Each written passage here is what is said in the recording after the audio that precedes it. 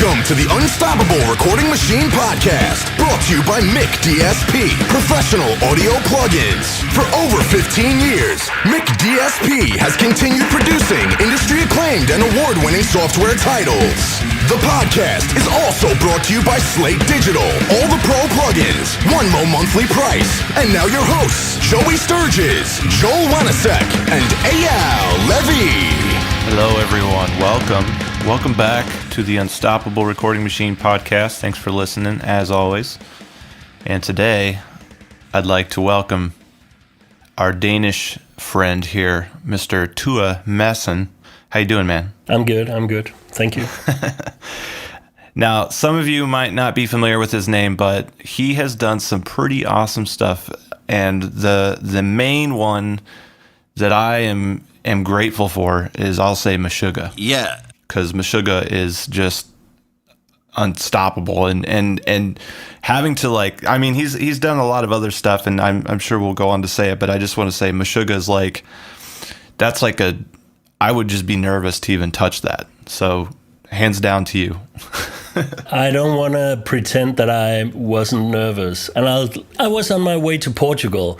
I got off the plane, turned on my phone a couple of months ago, and then a friend of mine wrote me, "Congrats on the new Meshuggah." So I mean, he would have to have been able to hear it on Facebook or something. So I immediately went to Blabbermouth because I was pretty fucking nervous about this one, because if you screw up Meshuggah, people are gonna kill you. It's kind of like Slayer or something. If you can't mess up Meshuggah, then people are gonna kill you. So I went to Blabbermouth to get the worst first, or like to see what people were saying.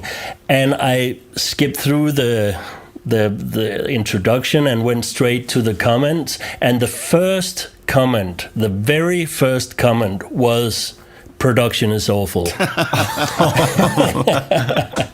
And I just got off the plane in Portugal, and the sun was shining, and everything was just, Oh, man.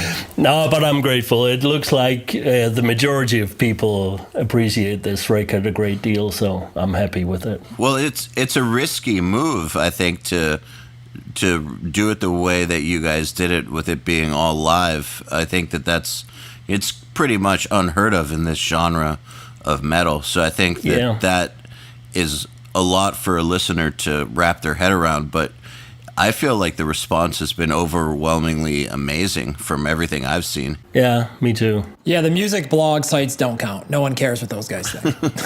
No. No, but, you know. It took me a couple listens to really understand what was going on, because, you know, with an act like Meshuggah, they have like this reputation and they have like sort of this expectation. So I listened to it and I was like, okay, yeah, it's Meshuggah. But then I read something where I heard that it was recorded live, and then I listened to it again and I had a whole, like, it just all clicked. It all made sense. I had a complete 180 about it. I was like, holy shit, this is fucking awesome. So I hope that they can communicate that, especially to people like us, because I think that that's an important part of how this, you know, I want to say the product of what it is, but, you know, what they're trying to do is incredible, and they're doing it so well, and you're a big part of that. So that's so awesome. Yeah, it was obviously not everything was 100% live, but the drums you hear on the album and the bass, and I'd say 90% of the vocals were all recorded live. Dick, the bass player, just does not have it in him to make mistakes. I think out of 100 or 200 takes of various songs or something, you know, between I think the least we did was maybe 7 takes on a song or something, and we did 30 on another one, you know. But out of all those takes, I think he messed up once, because there was one part he wasn't 100% sure how to play yet. So that the first 2 takes, he might have messed up a little bit there, but for one part, but the rest was just, you know, after when we started piecing the takes together, it was, you could pretty much take any take Dick was playing, and it would sound like music with the drums. You know, it's ridiculous how he's playing, how everybody in the band is playing. It's not only, there's a lot of focus on Thomas, the drummer, obviously, but he's not the only one. That band consists of 5 guys who are equally focused on the job at hand, and they are all locked in with, you know, the whole thing, what they're trying to achieve and how to go about it. You know, there was one song, I can't remember the name of it, I'm sorry, because some of them had different titles when we were recording them. But I never know the actual names of songs I work on. No, they're like 1, 2, 3, 4 till 9, and then 2 years later they ask you for backup files from this song you never heard about. But no, there was like this one song that didn't really come down the way that they wanted. So Frederick Dick came up with this idea of maybe trying to remove the click altogether. I think the first one was for everybody to turn up the click really loud on their headphones so that everybody would play to the same feel, because they would do their individual mixes themselves, and Thomas obviously would have a lot of click since he's the drummer, but Dick would hardly hear any click on his headphones, and Frederick was a little bit up and down, you know, regarding that. But then they tried to play it like with everybody listening to a lot of click, and it had this like later Meshuggah type of sound, but it didn't really gel. And then they tried it to go the other way, like everybody turned off the click altogether except for Thomas, and everybody would play with the drums. And this was maybe like the 5th take they did of that song, and when they started playing that, I was like, and probably the 5th time I heard the song in my life or something, and I was like, is this even the same song? Because all of a sudden it sounded like the first 2 or 3 albums. It like had a completely different feel to it. And you know, little adjustments like that actually come through very clearly in the music. That's something I rarely find in bands, I'd have to say. I was going to say, do you think that now that this is getting the attention that it's getting, that you're going to have a lot of bands coming in wanting to try to record like this? Probably yes. And is that a nightmare? A lot of these bands, I look at it kind of the same, like bands wanting to record on tape because they saw some movie with Foo Fighters or whatever. It's, you know, it's a nice idea. But once you start calculating how much money you're gonna spend on just on buying tapes, and then waiting for the tape machine to rewind. I grew up on tapes in the studio, so I'm not a stranger to recording on tapes. It's a whole different ball game. And once you start doing that and you want to record live, I mean, here's the deal about Meshuggah have been, you know, pretty much for the past 15 or 20 years or something, they've been writing and recording an album at the same time. And once they finish an album, that's when they had to learn how to play the songs. Now the record is finished, now we go into rehearsal to actually learn how to play everything, because they would do it in parts and change parts and do all this kind of thing. This time they wrote the songs until New Year's. Then they had January, February, March to rehearse the songs, and then we entered the studio in April. And, you know, that takes a whole lot of rehearsing to be able to play something like that. It was the same, I did the same with The Haunted on the Versus album, and I think they were like 2 months in rehearsal room every day, 8 hours a day, just rehearsing to be able to play that stuff, you know. And you know, it's a nice thought. Yeah, we want to go in and record live. And there is some sort of magic to it sometimes, but it's a lot of hard work. It really is a lot of hard work. And I don't mind doing it. but especially since the majority of the work is on the band's part. That's really interesting because I just had a nice conversation with Rob Flynn of Machine Head, and I just did their last single. And Rob was talking about doing the next record and possibly having me mix it. And we were talking about how he wanted to make it. And he was telling me the same thing. He's kind of like, I kind of want to try doing this live, but, like not making it modern and really well polished and everything tight, but not so like everything is to grid, everything is totally quantized. Like, the record has a feel to it, because he kept going back to some of the old Guns N' Roses records and, listening to them. And if you actually break it down, how sloppy and poorly played some of that stuff is. But when you listen to the song is so great and the vibe is so awesome, you don't notice that the guitar player is coked out and can't hold is way off from the rest of the band. So it's definitely, it's an interesting approach. I feel like it's kind of gaining a little bit of steam, because I keep hearing more and more bands talking about trying to record live, or at least quasi-live. Yeah. I mean, this was drums and bass and vocals were recorded live, and Frederick was playing guitar as well. Morten had an injury, so he couldn't play, 10 hours a day because he had some crazy shoulder pains. So Frederick was handling most of the guitar parts, and everybody was playing. Frederick was keeping it more in a way that he would be like the extra timekeeper, the extra click track or whatever, like a helping hand, knowing that he could play the guitar parts after. And there are more than 2 guitar tracks anyway. So obviously something has to have been done at a different time.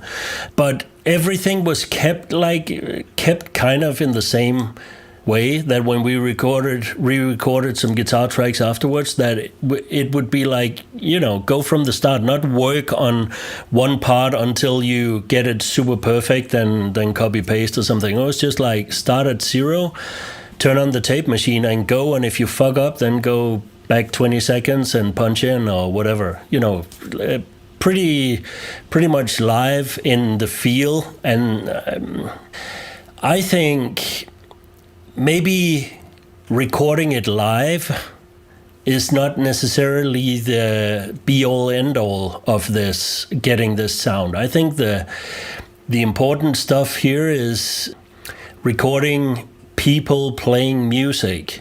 And that can be done in layers or be done live, but the important thing for me is to what you just mentioned about not keeping everything on the grid, because to me the whole beat detective copy paste thing is it doesn't turn me on.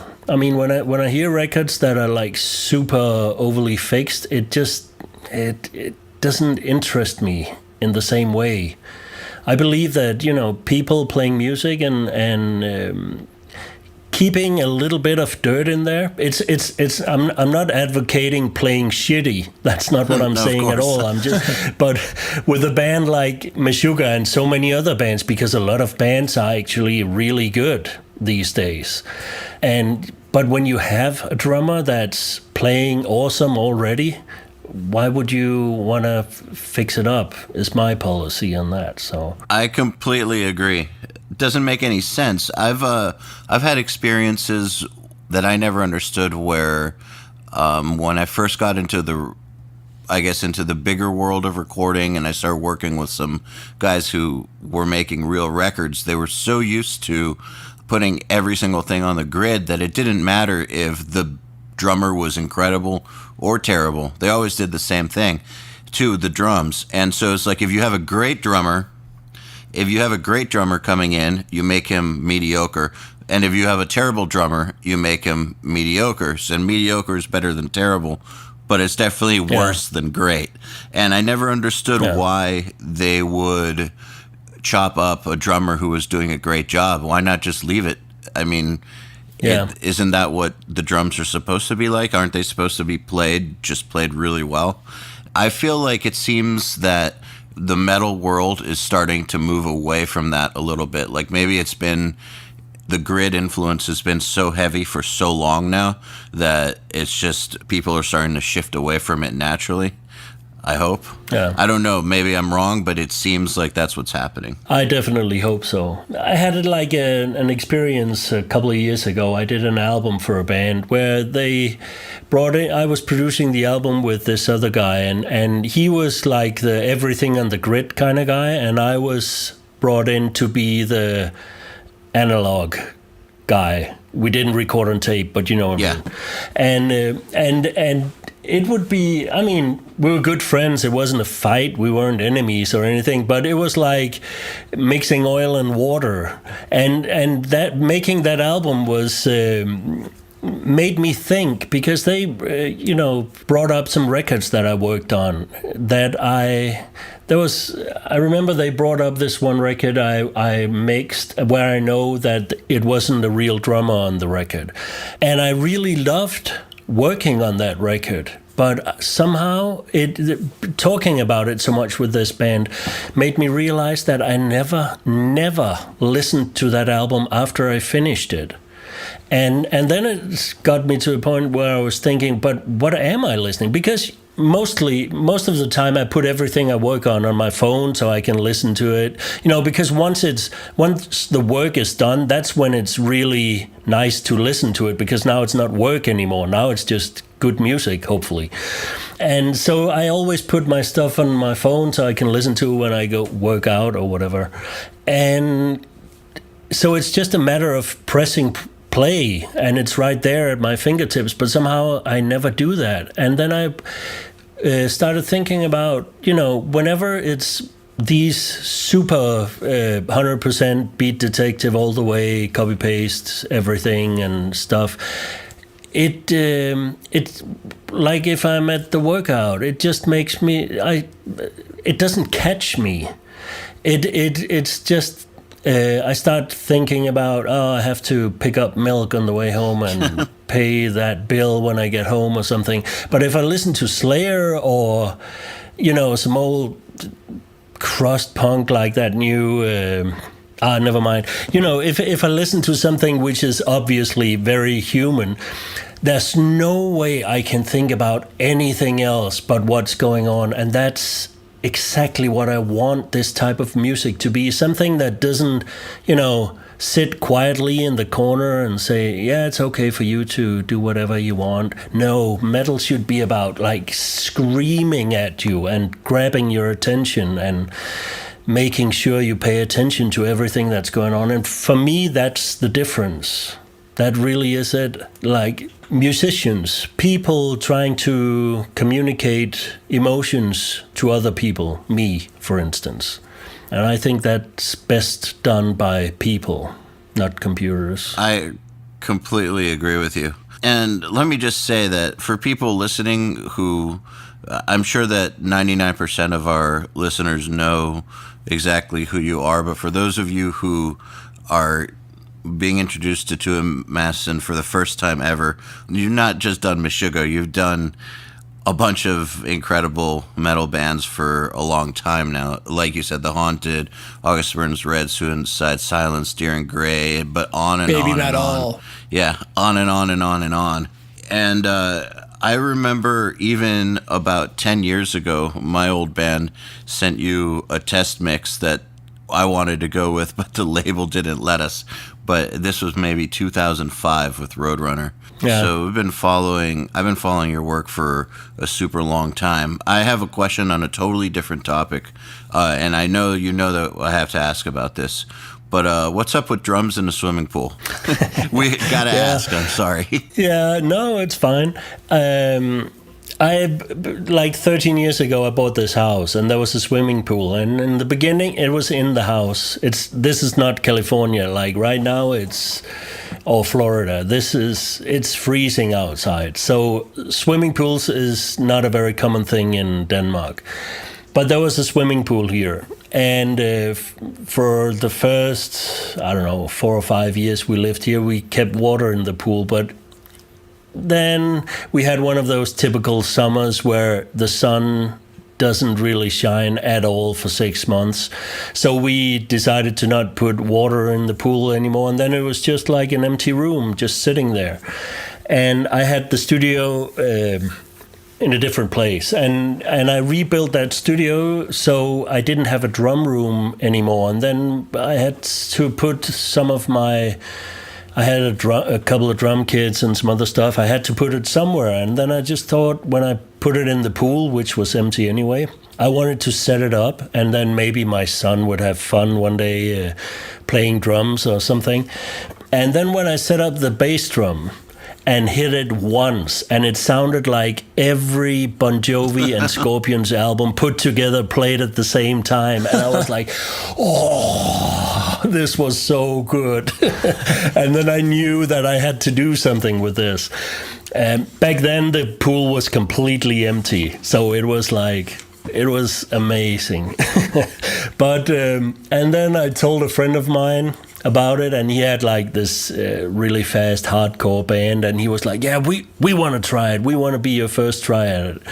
And so we did it, and even though it was pretty fast off and there was still nothing in the room to like quieten it down, it actually sounded pretty good. So then I don't know, a little while longer, I think 6 months later or something, I did a Heaven Shall Burn album, and I told Alex, the guitar player and co-producer from Heaven Shall Burn, I told him about it, and he was like, oh, we want to do the drums in the pool.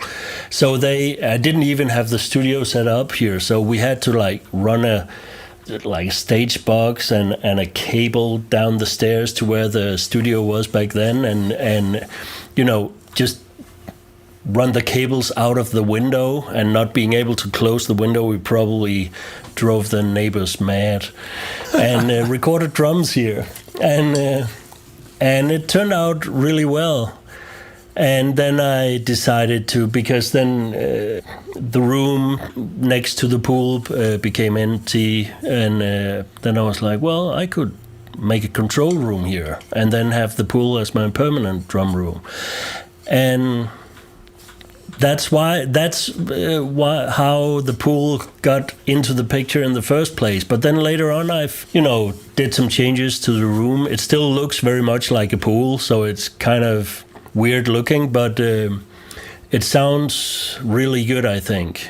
And now I built like a terrace or like a shelf in one end of the pool, so you can, if you put up the drums there, you can get like a tighter, not so reverby drum sound, and you can still get the pool reverb, but just by letting the room mics, depending on how loud you make the room mics.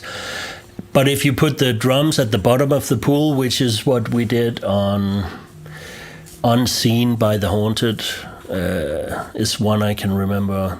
And then you can't really, you can shut down the room mics, but you're always going to get a pretty decent amount of pool reverb in the overhead mics, no matter what you do.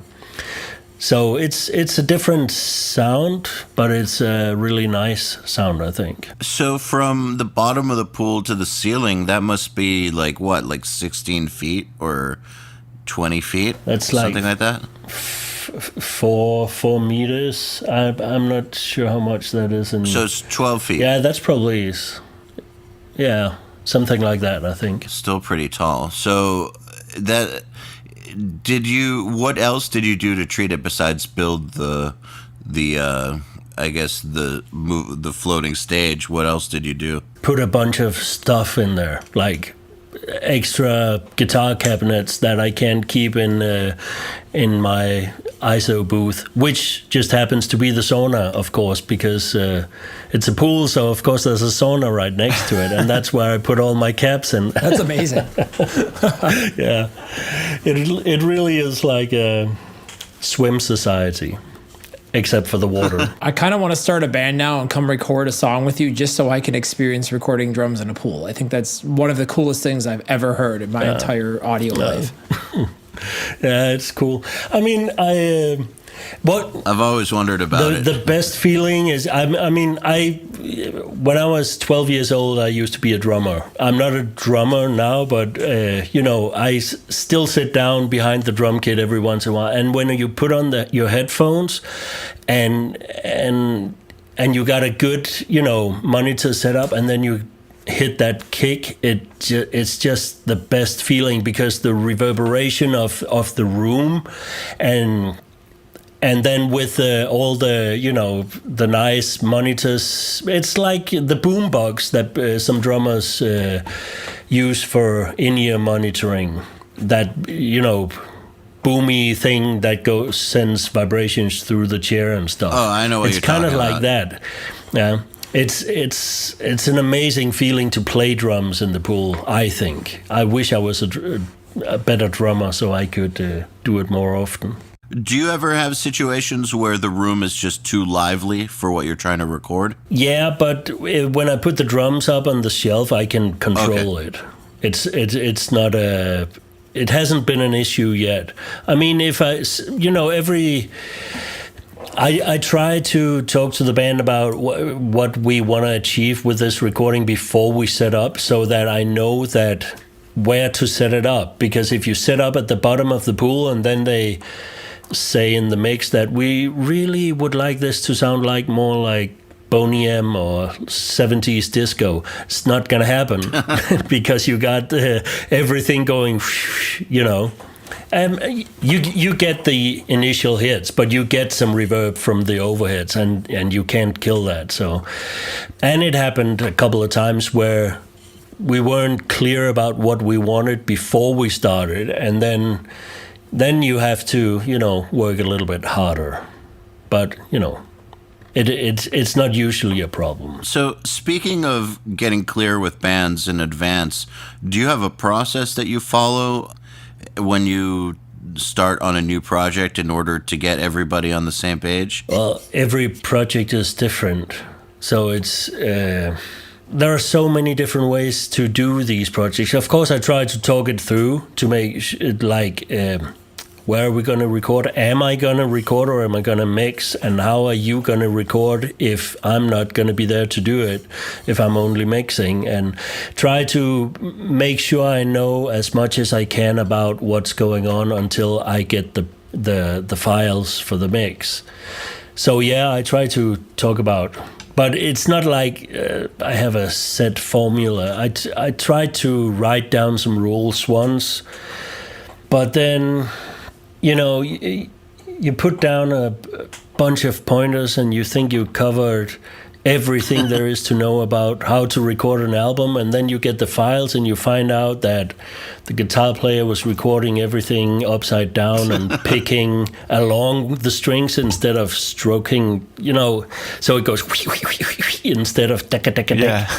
You know, you just can't cover every possible thing that can go wrong. I tried, but I didn't succeed. So, you know, I try to talk to people and get an idea of what it is, and have, if they're recording without me, have them send files for me to check before they record 20 songs, so that I have a chance to say, oh, could you maybe do something different before you record the rest of the songs, because this isn't good. Makes sense. But so much, but you know, when bands are here, I like to, if they can possibly do demos first, but I don't like to like kill the whole experience because that's what happens for me. If I listen too much to the demo, I find that I start to try and copy the demos, and I don't think that's the best way to do it. I like to, you know, when you record drums and there's just one shitty guide guitar, for instance, everything is so naked, so you can hear all the things that are not there yet. But if you get a full production for backing tracks for the drummer to play to, it's not as easy to hear all those things that might be good for the music. Do you know what I mean? Get those ideas in, and I like to build everything sort of from scratch. You know, it obviously this is different for every production, but the idea, I think, is really good, and is really where I find that we get a lot of new creative ideas and take the music to different places than where everybody, I like people to, go home with something they didn't expect to go home with, go home with a little bit more than what they expected. I find that, like you said, it totally depends on the project, though, because, like, for instance, there's some bands like Black Dahlia Murder who they'll record a demo of the album with every single part on it before, and then we'll come in to record, and then they're so good, though. They're so good, and their songwriting's so good that's perfect. You know exactly what is expected and what's supposed to come of the situation, and for some reason it's just great. And the magic comes out in the recreation of it for some reason. But with other bands, that totally kills the creativity. So it's just interesting to me when it's appropriate for a band to do a complete demo and when not. And sometimes I feel like the better the band is, or the more skilled it is, the more it doesn't bother me if they go all the way. But I think it also depends on how much the band wants out of the producer, right? Like if some bands don't want you to have any influence besides just making it sound good, I think. Yeah, exactly. And bringing it back to Meshuggah, and recording live. Obviously, if you're recording live, you don't have the option of changing a shitload of parts because people are not going to be able to play it. So in that case, it's extremely good to make very thorough demos. So you've had a chance to listen to it as music without having to play it at the same time, and just listen to it as music and make sure all the parts are good the way they are, so you can go in and perform what you already agreed on live. So of course there are, different situations, but I kind of like to listen to kind of shitty demos. I think that's very inspirational. Even a tape recorder they don't exist anymore, I know, but for the old people, a tape recorder in the rehearsal room. Well, now it's an iPhone in the rehearsal room. Yeah, I guess. Joey, don't you make your bands do complete demos? Yes. It happened when I was pretty much kind of like not very well educated in how music business works. And the issue was I felt like I was being paid to record an album, but what I was actually doing was recording an album, writing songs, playing guitar, mixing, editing, mastering. And that's when I kind of solved the problem in two ways. One way is I got a lawyer and changed all my contracts and made them proper. And the second thing I did is I don't like to really write music, so I would just tell the bands, like, I'm not even setting your dates. Like that's what we do, is basically hold the dates hostage until they gave us a demo. So if they never turned in a demo, then dates were never set, and then the record would never happen. So I said, give me a demo. I want to hear what you're going for. Even if it's not like exactly what you want the song to be, that's fine. As long as you can bring in the rough idea, we can mold it, we can play with it, we can change it. And even, people would still try and send in the demos like without vocals, and I'd be like, no, that's, as soon as vocals are on this song, it's going to change everything. So you still need to do the vocals as well, because that completely changes the song. So that was a huge game changer for me, because as soon as I did that, I was able to hire, people to track guitars for me, people to edit vocals. You can't do those things when a band comes in and they don't have stuff to work on, because then you just have a bunch of engineers sitting around your house doing nothing because you're too busy trying to write a song. Like, how can you turn this into a profitable business when you don't know what the fuck you're going to be doing when they show up? Yeah. I don't know if you've experienced this, but band shows up and there's 4 weeks to do 12 songs, but they've only written 3 songs. And they're a very progressive technical band, so it's not just like they can shit out 4 chords and some double bass. Like, there's serious stuff that they write.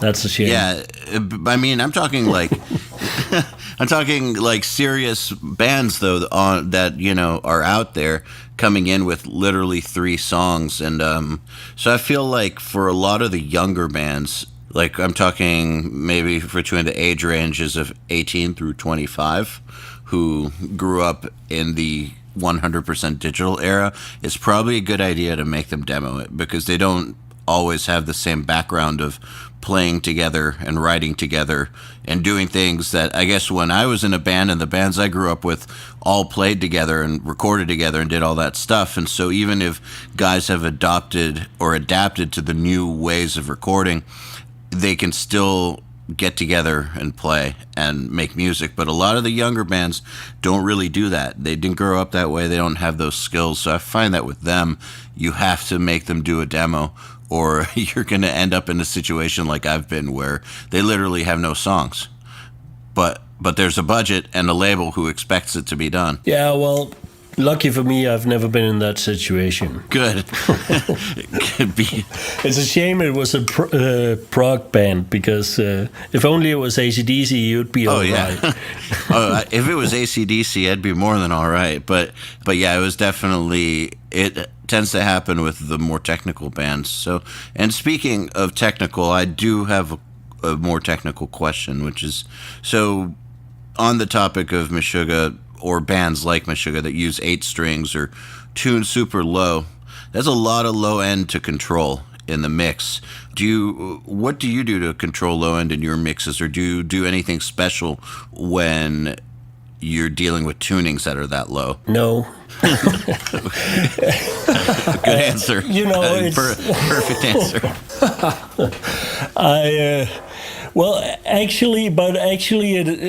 I've always, since I started out, when I started out in doing studio work back in the 90s, early 90s, I guess,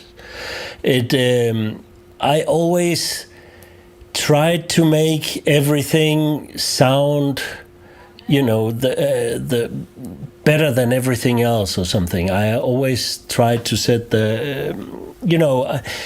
I like my guitars to have a lot of low end and a lot of high end as well, and all these things I since learned is maybe not always a good idea, but that's how I started, and everything I've ever done has been by going by my gut feeling, and it seems to have been working out pretty well for me. So I've never really felt like changing that recipe. Having said that, of course, I do some things, but it's not really, it doesn't feel like a task for me to control the low end.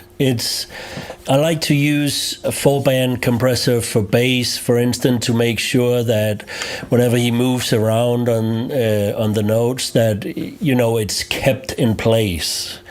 But sometimes it's not really necessary, or the compressor's hardly working at all, or just touching the material.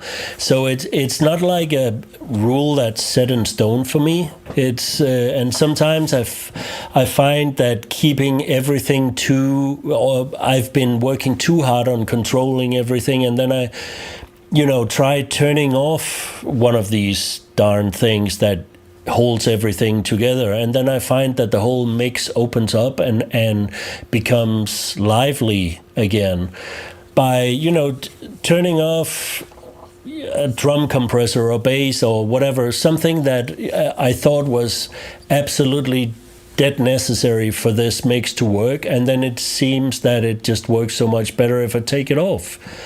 And so you'll find a lot of mixes I did where I use samples on kick and snare. I rarely use samples on toms, but on bass drum and snares, I do a lot of times, like so many other people. But sometimes I don't, and sometimes it just works better, So the easy answer really is the first one. No. It's not like I got this complex setup with, parallel compression or doing side chain things to other things and all that. It really is quite simple. In my mind, at least. It might not be simple to everybody else. And then it's a matter of having everything find its place. So it's not like I spent 7 hours getting the drums right for one song and then move on to the next thing. It's like getting the whole band playing within half an hour probably.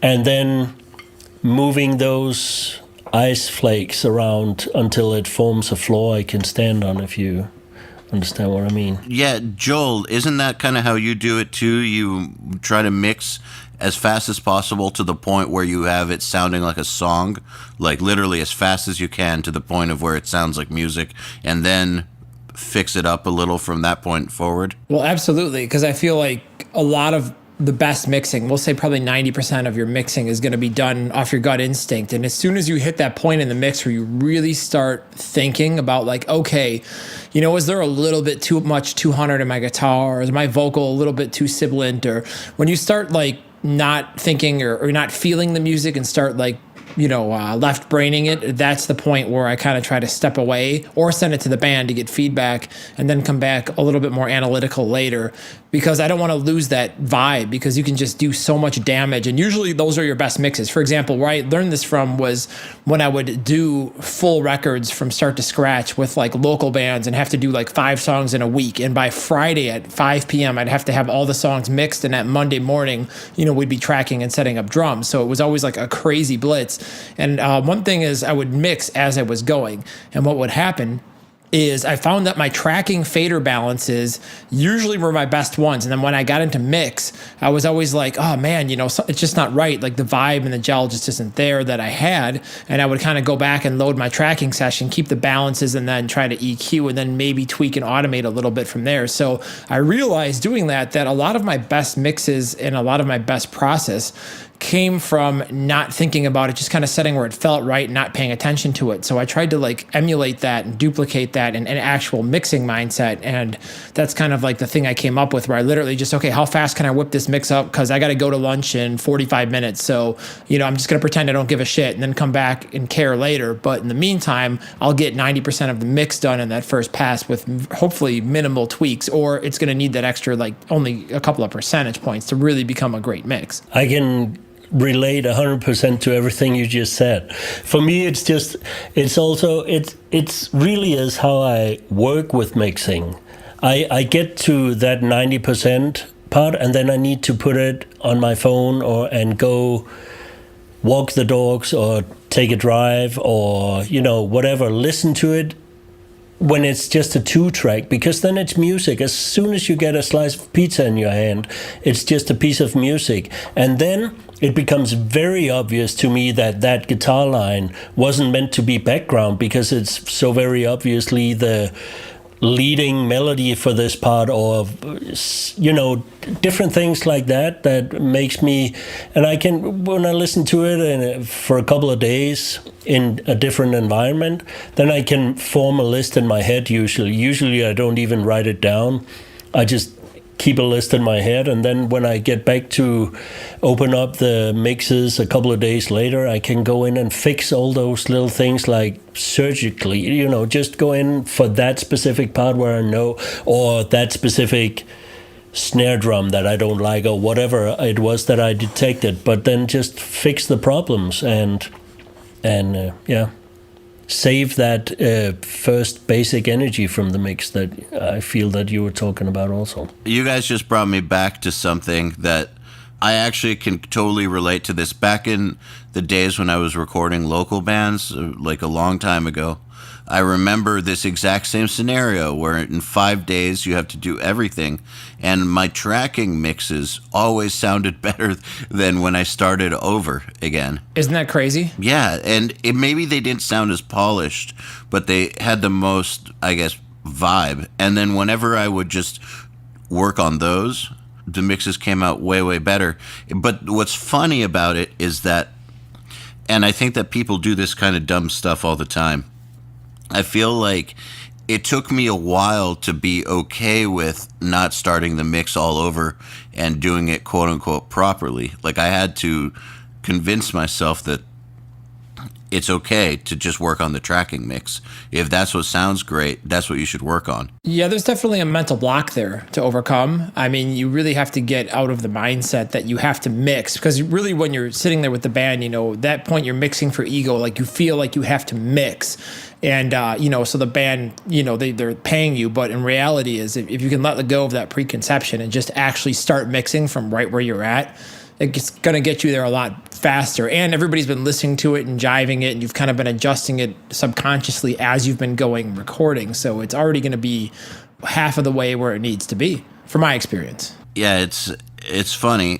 But it also, you can take that attitude to so many other facets of mixing and production. Like you just said earlier, like sometimes you'll use a multi-band compressor on bass, but other times you won't. It's not a set formula. It's whatever the song needs. And I feel like that approach to mixing, of going with the tracking mix if it sounds good, is you're supposed to do what sounds best for the song, not just follow a formula. It's hard to get out of that kind of thinking though, but it's very, very beneficial. So we like to do a rapid fire session where Joel will ask you, he'll mention something like rhythm guitars or snare or something, and you tell us the first thing that comes to mind, basically. Okay. Yeah, it can be recording, mixing, processing chains. I don't know, anything you want to. This kind of meant to be fun and informational. Just like one word or sentences or what? Whatever you feel is appropriate. Okay. We just try to make it quick. Yeah. All right, so why don't we rapid fire? So, all right, I'll start out. Kick drum. I'm really bad at this. Blackout. Replace it. Kick drum is very Kick drum is very nice. Would be nice if everybody could play it as steadily as they should. Oh, that was the best answer I've ever heard on this. That was amazing. Thank you. That needs to be said every time we podcast. I feel like it's so true. I mean, who can play the kick drum parts that Alex Rudinger, that's like, and a couple other dudes. So, all right. Acoustic guitar. Oh man, I'm not going to say the first thing that popped into my head, because that was who needs it. But, That's a great answer. That's the best answer yet. no, because you need something for the intro of the song, So a little bit of acoustic can be nice. No, I don't. Dude, your answers are great. I love it so much. It's so great. Okay, overheads. I just got some EYAL mics that made overheads sound completely different than anything I ever did before. So I'm very excited about that. Swedish mics that have a triangular diaphragm. Oh, cool. That's what I'm excited about as far as overheads go these days. What are they called again? EYAL, EHRLUND. It's they're not very famous, but if you look at some Swedish producers, I think most of them have them because it's a Swedish company. Yeah, they sound super. They're supposed to have like a frequency response from 7 to 87,000 hertz. That's amazing. I'm not going to buy them unless they start at 5 hertz. No. That's what I said. But I got them anyway. If you want to make an album for your dogs, these are the perfect microphones to use. Yes. Well, you got it. My dog's hearing starts at 5, so if you guys want to start at 7, that's cool. All right. How about female singing vocals? Oh, they usually wear a dress, don't they?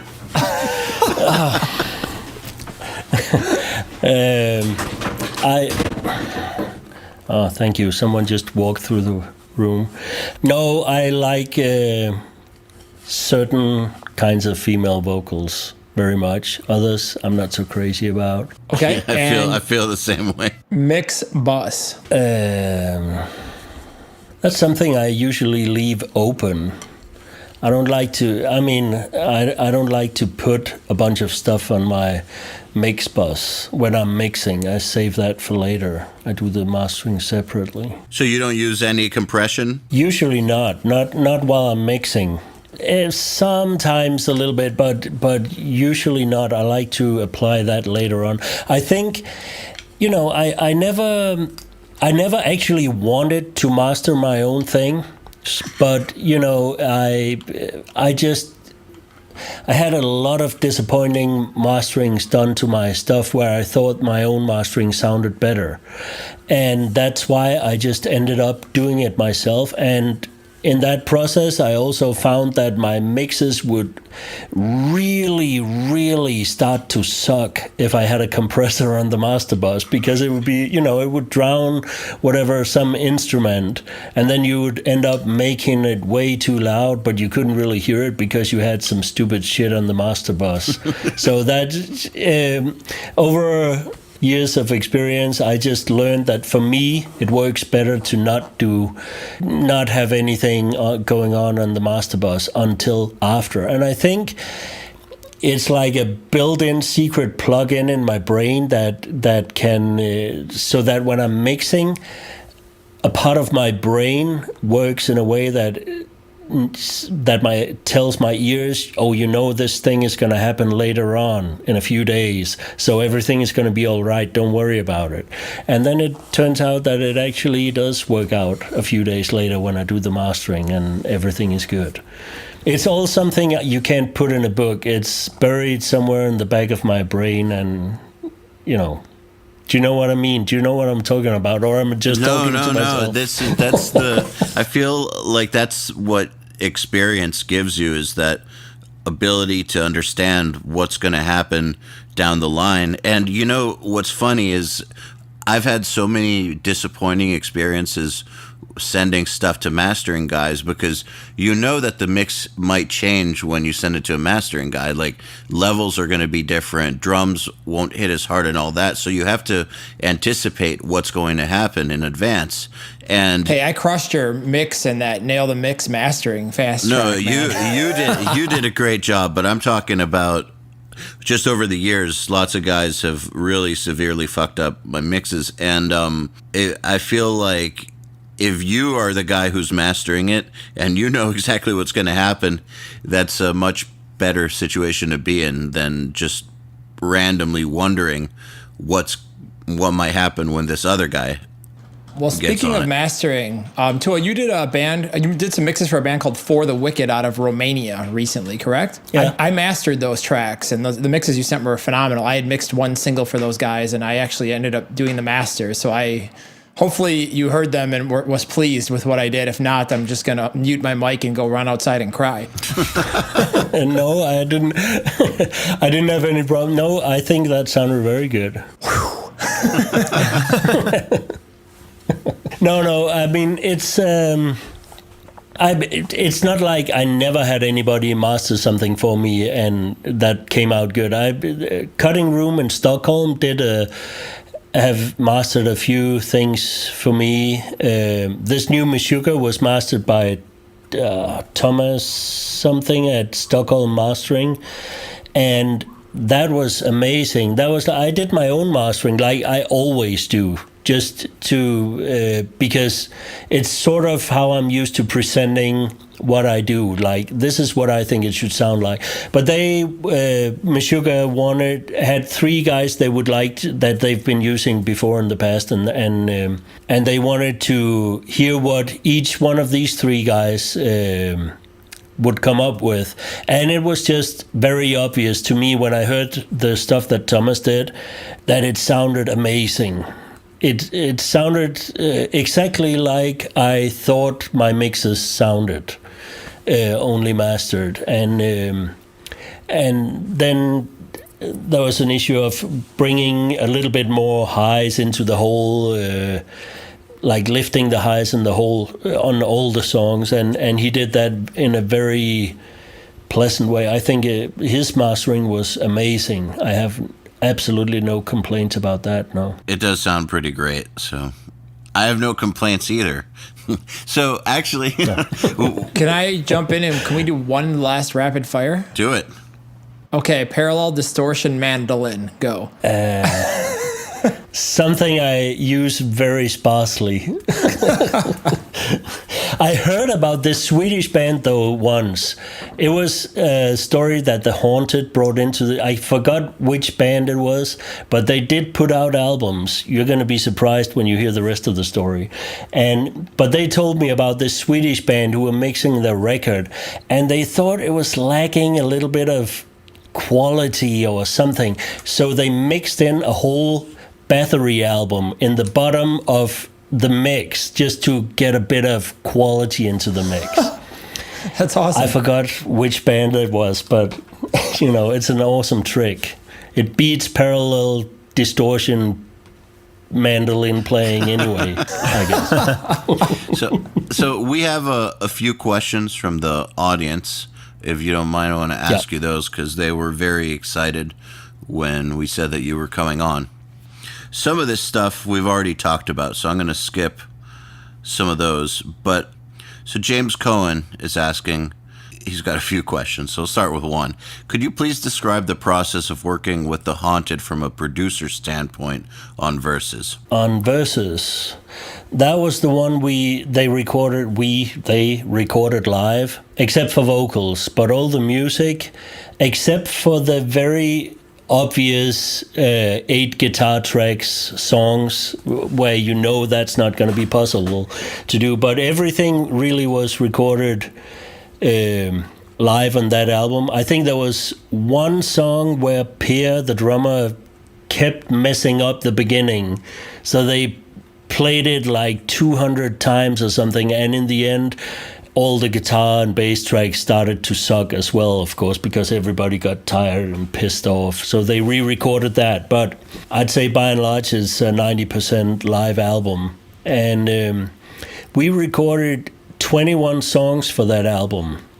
And coming off The Dead Eye, I think Versus could have been... They threw away half of the songs. I think there's only 10 or 11 songs on the actual album. And for me, that was always a shame because it seemed that they picked... They picked the wrong ones? Yes, some of them. I think all the faster songs got picked because someone maybe on the label or something were afraid that following the path that they started with The Dead Eye, that might scare away some of their fans, and now it was time to do more of a Slayer type record, which I don't think they actually really wanted to do. And I just know that in the 10 or so tracks that did not go on the album, there are some extremely good songs where you'll hear Peter Dolving, take his vocal takes on those songs are just magical. And working on those with him was amazing. It would be like getting to the studio at 10 and he would show up maybe an hour later, maybe 2 hours later, and then he would say he would go to do his warm-ups, and then he'd sit around with his laptop for like 3 hours pretending to do warm-ups. But when he finally got into the booth... Pretending to do warm-ups. Well, he probably calls it warm-ups. But then when he finally got into the booth, it was like... he would work himself into the song. The first take would always, and he would do complete takes of whole songs and just go from scratch and work his way into the song, do the second take, and you could just sense how important this was, like how every word is important. He's not just yelling some stupid shit at you. This is actually something really meaningful. And you'd, sometimes be a little bit afraid of where his mental health was going when he finished the song, because is this the time where I actually say something, or do I keep quiet for a few minutes and let him, get back to earth? And some of those songs didn't even make the album, and I wish there could be a re-release of that album where the whole album, because they used some of those for bonus tracks for different things, but it's not the same when it doesn't come out like as a complete set of songs. And I think if everything came out like that for that album would be amazing, because I think there are some incredible songs on that. They even wanted to re-record one of the songs for Unseen But then they had plenty of songs for that album, so it never got re-recorded, and I don't think that song was ever released anywhere. So, but yeah, that was a really nice record. Also recorded in the same Pook studio where we did the Meshuggah album recently, which is part of the reason why they wanted to work with me and go to Pook studio to do this new album. Because they like the Haunted albums so much. And for anyone listening, just realize that what he just said is right in line with what we say on a lot of these podcasts, that a lot of what will get you your work is what you do with previous projects. So take everything you ever do seriously. Here's one from Christopher Clancy. I saw photos from the recent Meshuggah album recording where there was what looked like a speaker facing the kick drum, which was then mic'd up. Can you explain what that was? Yeah, that was reamping the bass drum. To control the bass drums, Thomas has some pillows or something in the bass drums, but we really wanted the bass drums to sound like they were empty, like have that big boom feel to them, and but it wouldn't be possible for him to play his parts if there was no damping in the bass drums. So after we recorded everything, then we set up a speaker like that, and I've done it a few times with snare as well, and then just run the bass drum, the natural bass drums, through the speaker and amp, and then mic the room, mic the bass drums again, and then we got that pound sound to go with the tighter sounding already recorded bass drums. We did kind of the same with the guitars. We had a setup with a Marshall, a Satan, and an EYAL, and there were like 5 amps. Rectifier, of course.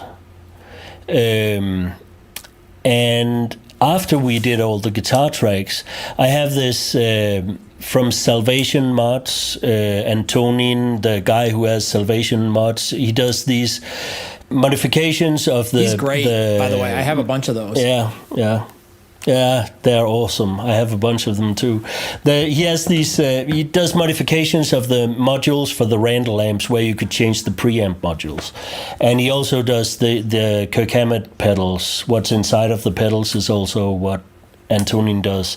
But I brought a bunch of these with me, and one of them is like a high watt clone that if you crank it, it just sounds like everything is broken. Everything is destroyed within the amp, no matter what you play, and then add to it playing 8-string guitar riffs with a lot of distortion, but we just loved the sound of it. It's it's the opening riff of, I think it's the last song on the album, but it's one of the songs that changed name, so I'm not sure what it's but it's like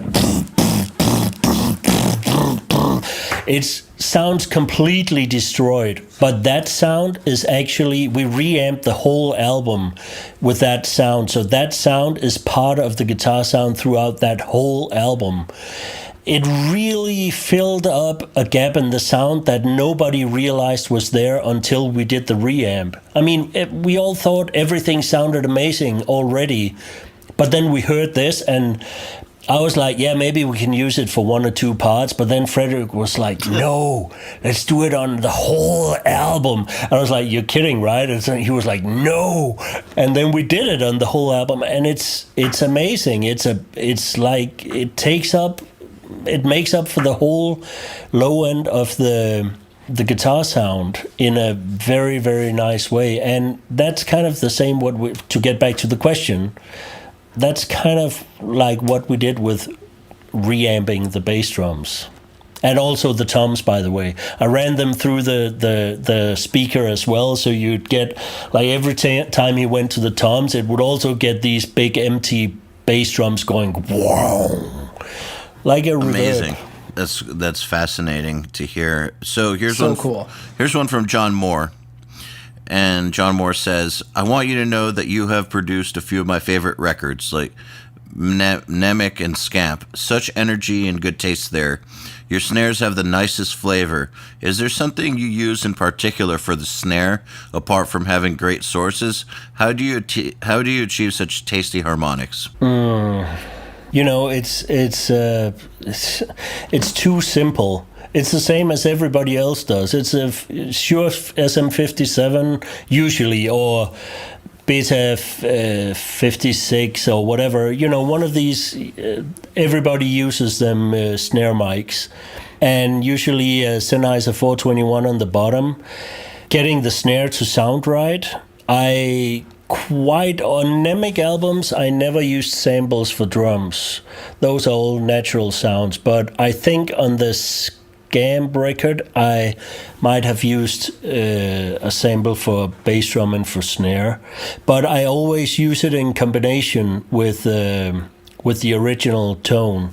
I use it like kind of, you know, usually I go as far as I think is possible with the snare sound I have, and then if I feel like I'm missing something, I find a sample that can supply that, and then blend it in.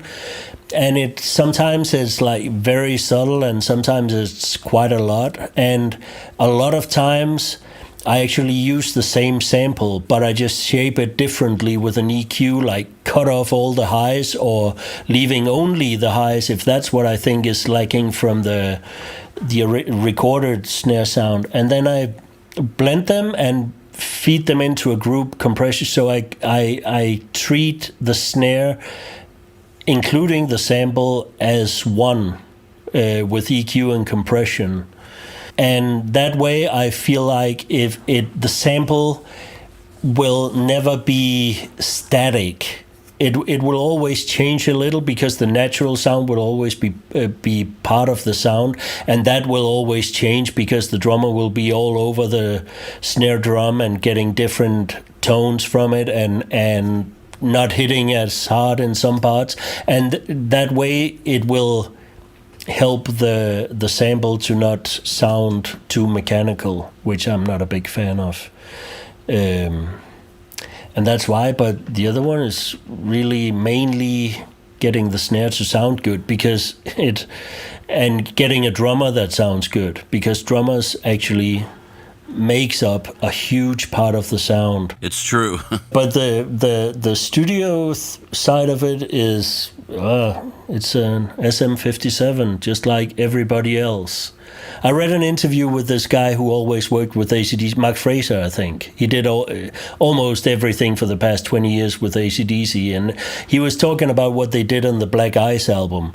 And after reading like 6 pages in this magazine, they could have narrowed that whole interview down to, we put a 57 from the ceiling and the band played great. And that's the album. Recording and mixed that way. Because he went through every track and telling us how he did nothing.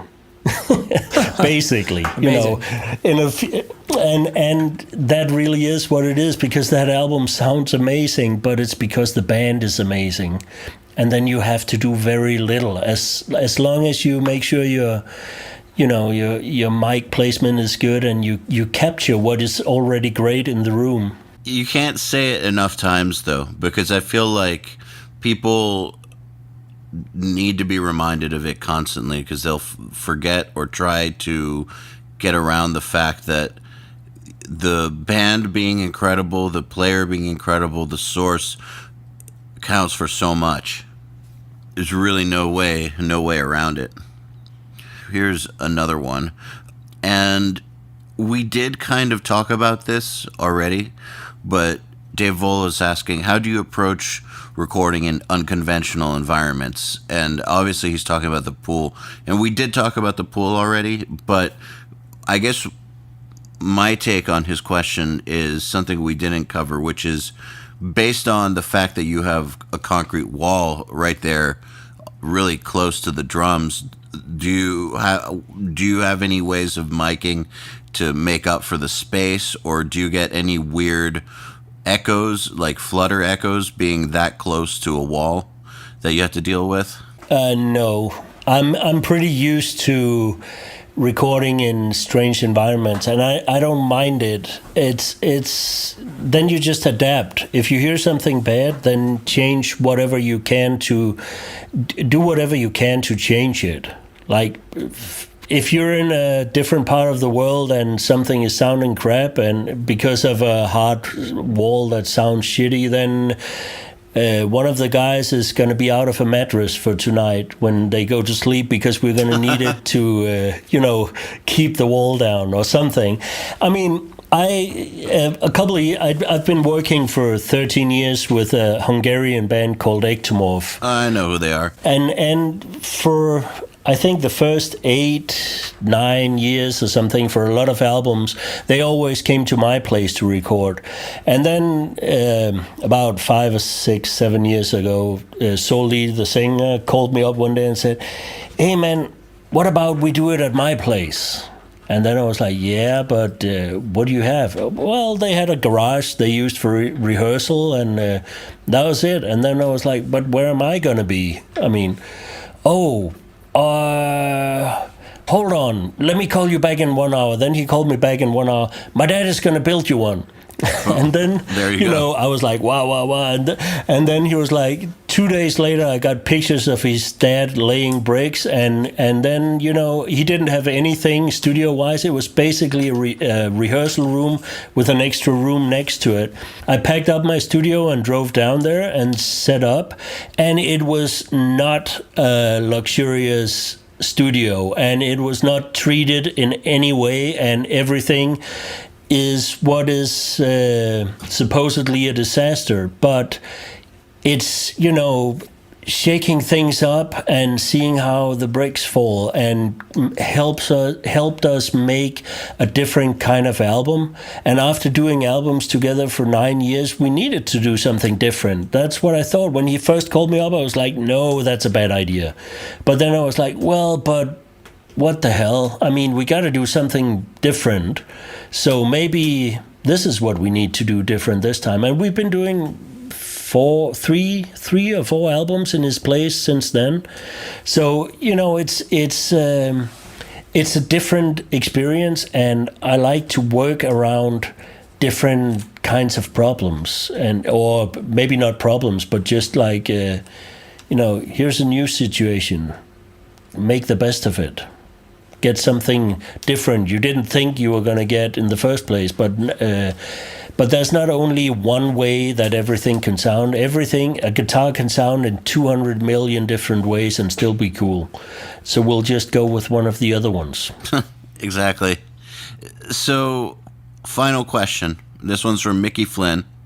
And he says, "You're known for pumping your mixes heavily, but in a very musical way. Any chance you might be able to explain your compression process to us?" Yes.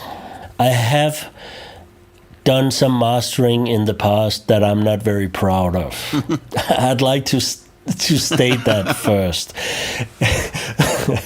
Some records out there, I mean, you do something and you think it's right and everybody likes it, everybody agrees, or maybe I did a mastering and the band was like, "Yeah, but can you make it louder?"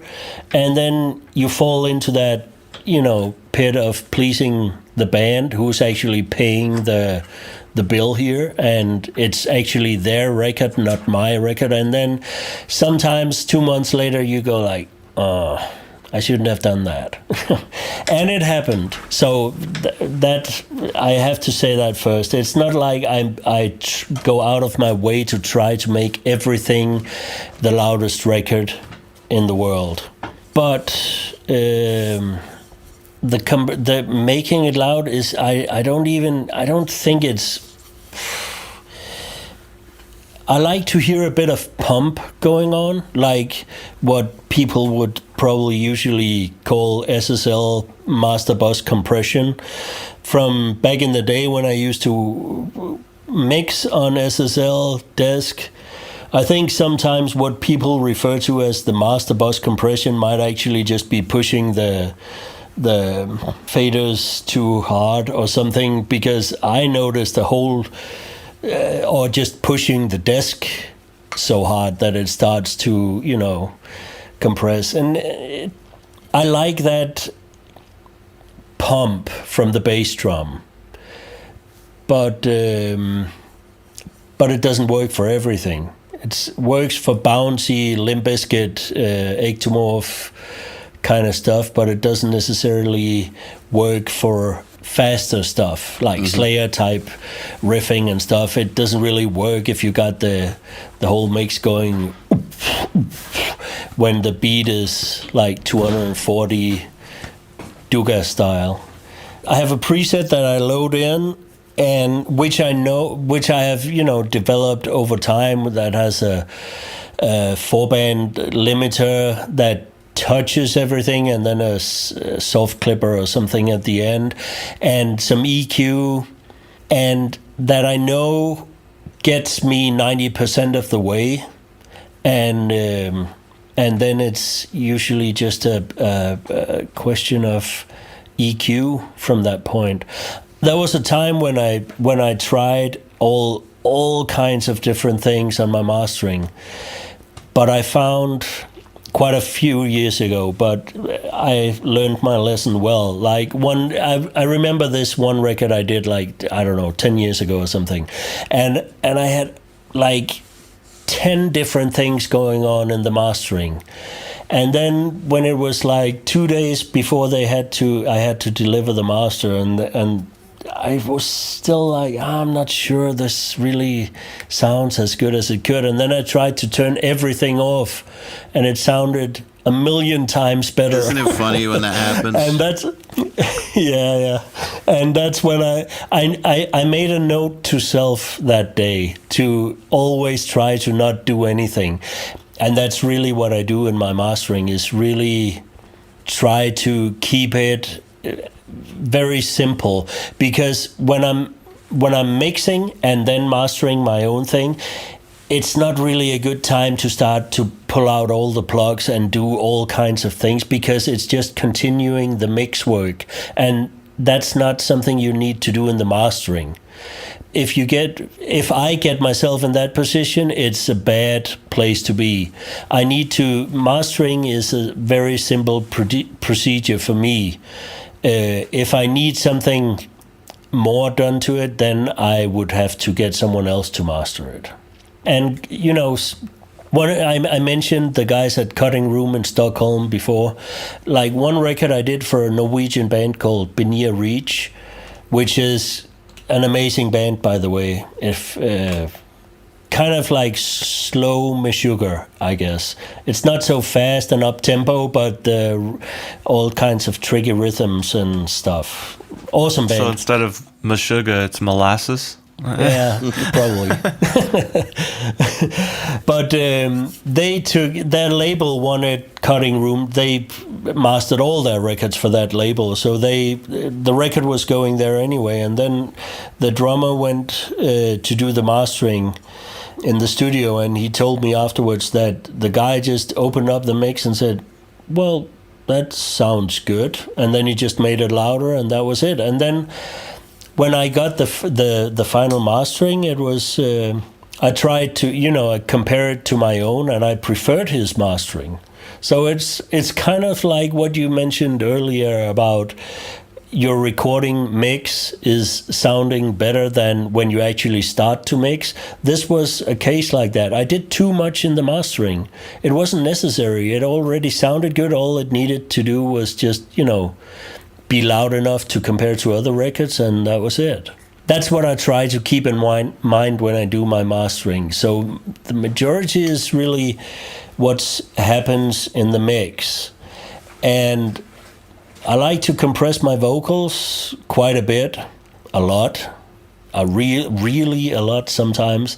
I very often have a bus compressor on the drum bus because I like that pump, but sometimes it doesn't work and I turn it off, just like I said earlier. I like to compress the bass to keep the low end steady in my mix, and that comes from the bass, so that's the reason for that. Guitars I usually don't compress. Sometimes if I have big problems with with the low end, I might run like a 4-band compressor or something, but where I only use the low band to keep the low ends in check, like a de-esser. Oompher. But other than that, it's more about finding the right place for everything in the mix, so it's not necessary to do as much compression, I think. It's a great explanation. Thank you. And Tue, thank you so much for coming on, taking the time to talk to us and being so open with your answers. It's been great chatting with you. Can I just say that August Burns Red record you did ruined my life for about 3 years, because every scene metalcore band that came into my studio was like, dude, you got to listen to this mix, man. We need our cymbals to sound this loud and this clear. And I was like, come on, guys. That record sounds cool, but like you don't have the same drummer in the same room and the same, like we're not going to get that exact cymbal sound. No. And you're absolutely right. And I'm afraid to say so, because I might ruin it for some future clients of mine. But it's that record sounds that way because Matt is such an amazing drummer, and that record nothing was fixed on drums. The only things we fixed on drums were like if you had a flam between the bass drum and the snare on one of these, then I would move the bass drum like 5 milliseconds or 2 milliseconds until he couldn't hear the flam anymore, because I couldn't. But as far as playing wise, nothing was tampered with on that record. And it's the miking. I remember a few years ago someone asked me, and then I found some pictures on my laptop, and I was like, oh, maybe I could zoom in and see what I actually did, because I also usually forget about these things. It's important until you make the decision. After you make the decision, it's not important to me anymore. So ask me what guitar amp I used for, a record 2 months ago. I probably can't remember, because it's not important for me anymore. That's why. And the same for the miking, but I remember now because I went back to the pictures to look into it and see what the hell did I do that was so damn fantastic. And it's the AC/DC answer. I hung a 57 from the ceiling, and the guy was awesome at the drums. No, but really, everything is just standard. I think it was 414s for overheads, some U87s for room mics, and 421s for toms, and a 57 on the snare. Everything is super standard. But sometimes you just hit magic, and that was one of those times. He's a magical drummer, so yes, he is. Goes a long way. All I'm saying is that was at the time one of the most popular mixes that was referenced. It was literally every other week somebody came in with that record. They're like, make us sound like this, and I'm like, why don't you hire that dude? Because obviously he knows how to make that sound.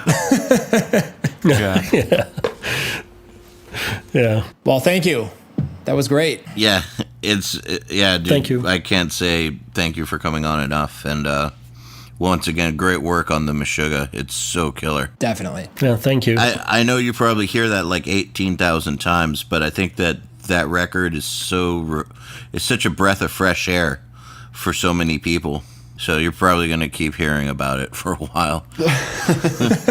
Well, I hope so, because it's been 6 months where I was pretty nervous about how I know that this is how I wanted Meshuggah to sound, but that doesn't necessarily mean that that's what the fans want to hear. And like I said earlier, if you screw up Meshuggah, then people are going to want to kill you. So I was extremely happy about the record. I know the guys in the band are really happy with the result as well. We're all very proud of what we did, but you never know until you look it up on Blabbermouth and see that first post, what people really think. We're going to find that guy and go to his house. Yeah. And take care of that problem for you. Yeah. You'll never have that problem with that guy again. Yeah, we'll take care of that. We're waiting to hear his mix of Meshuggah. Yeah, I'm sure I'm sure that That'd be guy's good. mix of Meshuggah is amazing. Yeah, but of course, there's been a few people who, I prefer obscene or something, and which is a fair comment. If you prefer that type of sound, then obviously you just have a different taste, and everybody is entitled to their own taste. But for what I wanted to do when I started working with Meshuggah, what I really would like to hear when we were done, that's what we did, and that's what the guys are happy with what we did, and then we're just very pleased that it seems that almost everybody is loving this record, which is very important to me. Great. All right, man. Thank you so much. Yeah. It's been a pleasure. The Unstoppable Recording Machine Podcast, brought to you by Mick DSP, professional audio plugins. For over 15 years, Mick DSP has continued producing industry-acclaimed and award-winning software titles. Visit mcdsp.com for more information. The podcast is also brought to you by Slate Digital. All the pro plugins, one low monthly price. Visit slatedigital.com for more information. Thank you for listening to the Unstoppable Recording Machine Podcast. To ask us questions, make suggestions, and interact, visit urm.academy/podcast and subscribe today.